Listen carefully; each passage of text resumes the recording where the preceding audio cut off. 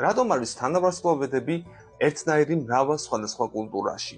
ადამიანთა კულტურები მსოფლიოს ერთმანეთისგან საკმაოდ განსხვავებულად ხედავენ, მაგრამ საოცარია, რომ ღამის ცაზე ვარსკვლავებს მრავალი კულტურა ერთნაირად აჯგუფებს. დროსა და სივრცეში ძალიან დიდი სხვაობის მიუხედავად კი, მრავალი ერთი და იგივე თანავარსკვლავედი ადამიანის ისტორიაში დრო და დრო ჩნდება, თუნდაც სხვადასხვა სახელებითა და ისტორიებით. ორიონის თანავარსკვლავედი მთელი მსოფლიოდან ჩანს და ამის ერთ-ერთი ყველაზე ნათელი მაგალითია. ძველი ბერძნები მასში ხარის წინაშე მდგარ მონადირეს ხედავენ, ხელში კეტითა და ფარით, მაგრამ სამხრეთ ნახევარსფეროში გაცილებით უფრო ძველი ავსტრალიელ აბორიგენთა ჯგუფი, სახელად ვირად-ჯური, მასში თავიანთ შემქმნელ წინაპარ ბაიამეს ხედავდნენ, რომელსაც ხელში ფარი და ბუმერანგი ეპყრა. ბაიამესაც და ორიონსაც უკან მისდევს 7 ახალგაზრდა ქალი, რომელსაც ავსტრალიური ტომი დებ იუგარილიებს უწოდებდა, ბერძნები კი დებ პლეადებს. იმის გამო, რომ ეს თანავარსკვლავედი ჰორიზონტზე პირველი ჩადის, უძველეს კულტურებს მაინც შთააგონა ბაიამეს ნადირობის ამბები.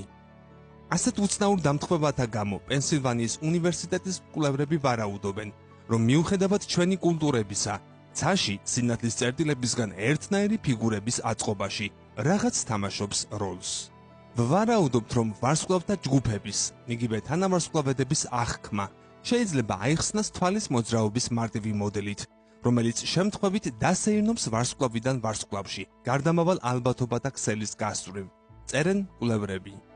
სრული შედეგები ჯერ არ გამოქვეყნებულა, მაგრამ ავტორები ირწმუნებიან, რომ ამ ვიზუალურ სეირნობაზე გავლენას ახდენს ვარსკვლავების ზომა და მათ შორის მანძილი, ისევე როგორც ადამიანის თვალის სწრაფი და პატარა მოძრაობები, რომლებსაც ის სცენის სკანირებისას ახდენს.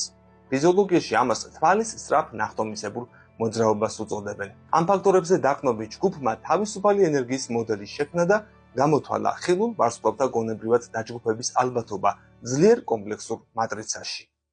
როდესაც ღამის ცას მოარგეს, ამ მოდელმა წარმატებით გამოავლინა 88 ისეთი თანავარსკვლავედი, რომლებიც უკვე აღიარებულია საერთაშორისო ასტრონომიული კავშირის მიერ.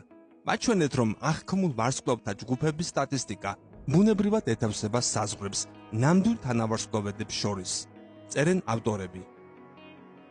რა თქმა უნდა, ამით არ შეიძლება იმის თქმა, რომ არ არსებობს კულტურული სხვაობები ადამიანთა აღქმაში.